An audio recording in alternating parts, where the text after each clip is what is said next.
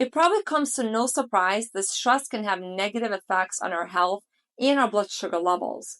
For so much time, people did not know the correlation between stress and diabetes. However, now we know very clearly that being under stress can actually cause insulin resistance, which is a key factor in causing diabetes. Therefore, people who are stressed have a harder time controlling their blood sugar levels, and they may not even realize what is going on. Why are their blood sugar levels all of a sudden higher than usual, even though they are doing the same things day to day? On today's episode, I'm going to talk about the internal changes that happen when someone is under stress and why it causes blood sugar levels to spike. And of course, I'm going to teach you the things that you can do to avoid those changes from happening so you can maintain good glucose levels and of course live a happy and healthy life. Before we get started, this is your host, Bytyqi. I'm a board-certified APRN here in the United States. I treat and manage diabetes every single day, and it is my passion to help all of you so we can beat diabetes together. Please consider subscribing to my channel, share this video with others, and as always, leave a comment down below. So let's get started. Why does stress affect our blood sugar levels? Number one is because of the hormonal changes. Stress actually triggers the release of hormones such as cortisol and adrenaline. These hormones can affect sugar levels. We know that cortisol, for example, can increase blood sugar levels by promoting glucose production in the liver. People with diabetes are already sweet, so they don't need more production of glucose from the liver. We don't want to activate that response. We actually want to slow down that response so we can keep blood sugar levels under better range. Therefore, the hormonal triggers that happen when you are under stress is what is causing your blood sugar levels to spike. This causes a lot of frustration with people because they don't realize why their blood sugar levels are spiking all of a sudden. Number two is insulin resistance. Chronic stress can actually cause insulin resistance, which is a condition where the body cells become less responsive to the effects of insulin. Insulin is crucial for regulating blood sugar levels. So if we actually block the insulin from working the way that we should, we're obviously going to have higher blood sugar levels. Now, there are other reasons why stress causes insulin resistance. One of them is inflammation, which I will talk about a little bit later. But it totally makes sense that obviously whenever we are under stress, our body is in the flight mode, and that will make our body less responsive to any situation that we need to handle. At all times, we want to keep our body more plateau, more stable and calm, so our body can respond appropriately to the things that it needs to respond to. Number three is unhealthy coping mechanisms. Normally, people who are under stress, they tend to not cope as well.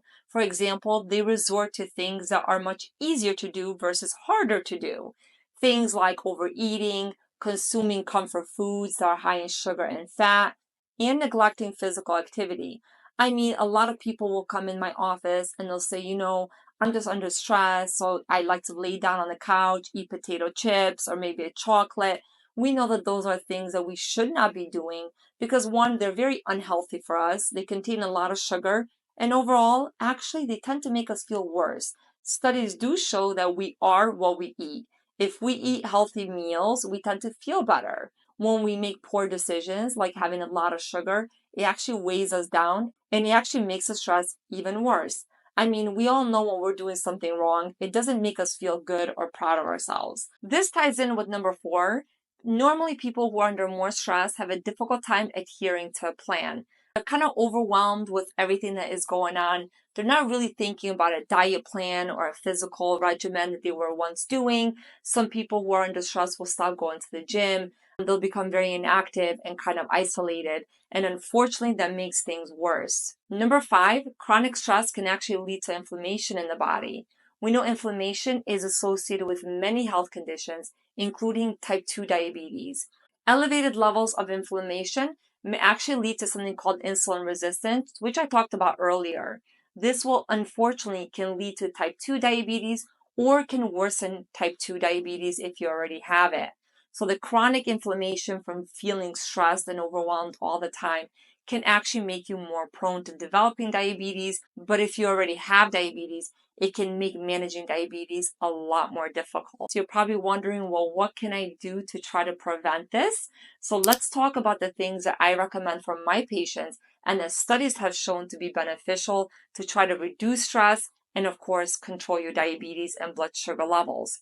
Number one is going to be regular exercise. We know that physical activity is the best thing that one can do to reduce and improve overall health, but also to reduce stress. Many studies do show that physical exercise actually releases hormones in our brain that make us feel good. So exercise actually lifts our mood up.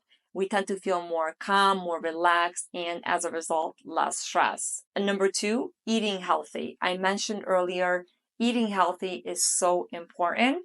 We are what we eat, and I always say that. It is probably one of my favorite quotes, for the reason being that whenever we eat good, I mean, you probably already know this, you tend to feel much better. Whenever you're eating lighter, you're not having something too heavy, we just feel more energetic and our cognition and mood improves. And vice versa, whenever we make poor decisions, we tend to feel very sluggish, very fatigued, lack of energy, and just we're not really in our best mental state. So eating healthy is also very important. Number three is going to be relaxation techniques. We know practice deep breathing, meditation, and yoga have all really shown to reduce stress and just to improve glucose levels overall. So try to incorporate those as much as you can in your daily routine. Number four is adequate sleep. We know the lack of sleep can actually make us more stressed and can actually stress our internal system. Therefore, we want to make sure we're getting adequate sleep, that our body is in a restful state, and our cells can regenerate. Studies do show that lack of sleep actually increases our cortisol production, which is not a good thing with diabetes because that produces more glucose released from the liver, increasing our blood sugar levels. And number five is social support. We all need each other and we should always help each other out. But if you're feeling very stressed, don't hesitate to call a friend, a family member, someone that you trust and confide in, and talk about your feelings and express your concerns. Because many times we can actually make a situation worse and we can make it a lot bigger than what it is in our heads.